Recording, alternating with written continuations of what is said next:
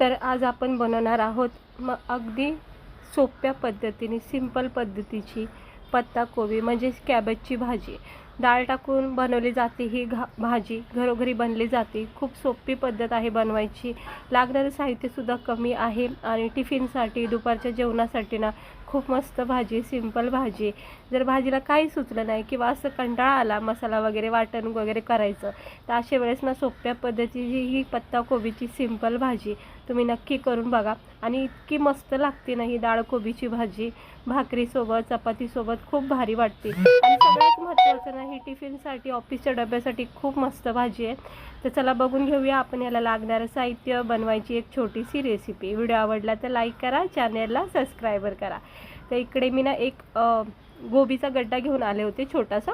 तो मस्त स्वच्छ धुवून असं बघा पातळ असे उभे स्लाइस केलेत। ही अशी कटिंग केली ना मस्त दिसते कोबीची भाजी, अगदी हॉटेलसारखी वाटते।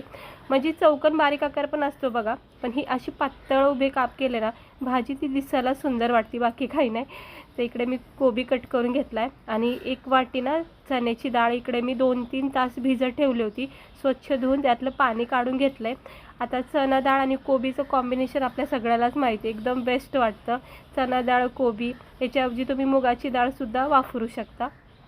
तर इकडे मी चणा डाळ कोबी साईडला ठेवून दिलं आहे। त्यासाठी आता सिंपल भाजी, मला काही मसाला वगैरे वाटायचं नाही, ह्या भाजीला काही मसाला वाटतच नाही, पण सिंपल भाजी केली। कांदा टमाटर मिरची कट करून घेतली आहे। लसूण मिरचीचा कूट पण तुम्ही इकडे वापरू शकता, पण मी कांदा टमाटर मिरची असं घेतलं आहे।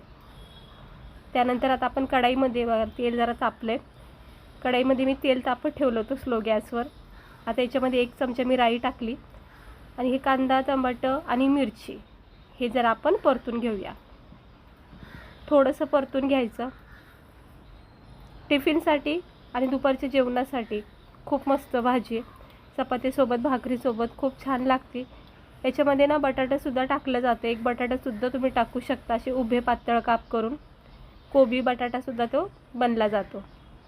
आता हे कांदा टमाटर मिरची राईसोबत चांगलं परतून घेतलं आहे। आता आपण सर्वात प्रथम काय करायचं, ही जी चण्याची डाळ भिजून घेतली ना ती सुरुवातीला परतून घ्यायची। याच्यामध्ये ना थोडीशी हळद आणि चवीनुसार मीठ, म्हणजे भाजीला पुरण इतकंच मीठ ह्या स्टेजवर टाकून घ्यायचं डाळीसोबत। आणि ना हळद आहे ना कोबीच्या भाजीला तुम्हाला जर चांगला रंग पाहिजे असेल ना तर हळद ना थोडीच टाकायची, जास्त टाकूच नका हळद, त्यामुळे ना छान रंग येतो कोबीच्या भाजीला। आता हळद मीठ कांदा टमाटर मिरचीसोबत ही चण्याची डाळ आहे ना चांगली एकजीव करून घेते। काय होतं माहिती आहे का, या चण्याच्या डाळीला मस्त कोटिंग लागते हळद मिठाची, चव छान लागते भाजीला। म्हणजे अशी भाजी खाता वेळेस ना अशी सपक सकप फिकी फिकी नाही वाटणार, खाता वेळेस एकदम छान चवदार भाजी बनते। म्हणून सुरुवातीला जरा चण्याची डाळ ना अशी हळद मिठामध्ये परतून घ्यायची। हे बघा, हे असं केलं नसेल ना कधी तर तुम्ही एकदा करून बघा, अशा पद्धतीने ही भाजी एक छान चव लागते भाजीला। आणि बटाटे जर वापरत असाल ते सुद्धा ह्या स्टेजवर असं सुरुवातीलाच परतून घ्यायचं। थोडासा मी किंचित गरम मसाला टाकला आहे, पूर्णपणे ऑप्शन आहे। त्यानंतर आता आपण ही जी कोबी कापून घेतली आहे ना ती टाकून घ्यायची। चण्याची डाळ अशी सुरुवातीला मसाल्यामध्ये परतून घ्यायची।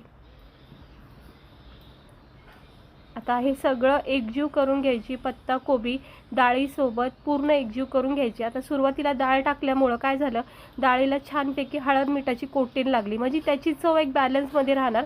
आता ही कोबी जी मिक्स होती एकजीव होती, मग दोन्ही समप्रमाणात त्याची चव राहते।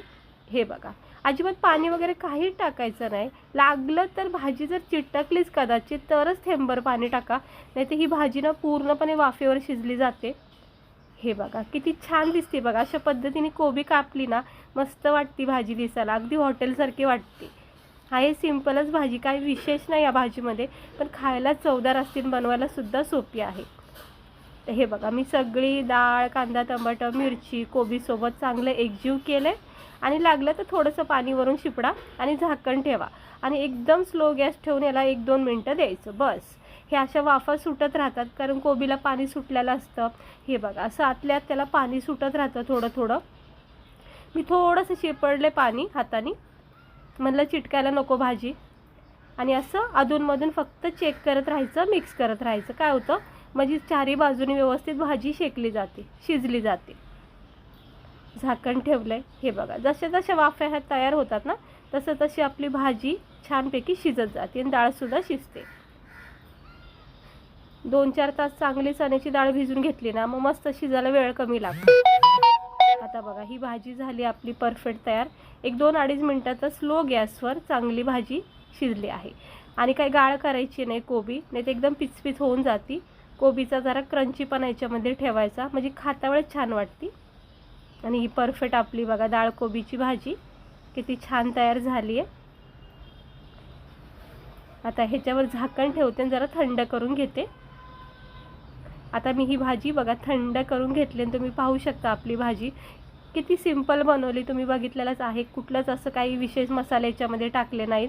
पण ही भाजी बघा किती मस्त वाटते का नाही. साधी सोपी पण एकदम छान लागते खायला. अशा साध्या सोप्या भाज्यासुद्धा मस्त वाटतात बरं का खायला. हे बघा मस्त वाटते का नाही एकदम हॉटेलसारखी. कारण आपण ती कोबी जी कापल्याची पद्धत आहे ना त्यानेसुद्धा भाजी छान सुंदर दिसते. चला आता मी याला गरमागरम प्लेटमध्ये काढून घेते. तर ही अशी डाळ कोबीची भाजी टिफिनला, दुपारच्या जेवणासाठी, कमी वेळ असन, घाई असन अशा वेळेस खूप बेस्ट भाजी आहे. फक्त थोडीशी डाळ भिजत ठेवायची, एकदम सोप्या पद्धतीने भाजी तयार होते.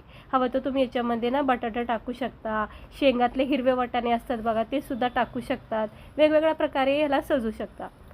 हे बघा मस्त वाटते का नाही एकदम झणझणीत, चमचमीत, चवदार, खमंग अशी ही कॅबेज म्हणजे डाळ कोबीची भाजी. आवडली असेल तर अशा पद्धतीने एकदा करून बघा.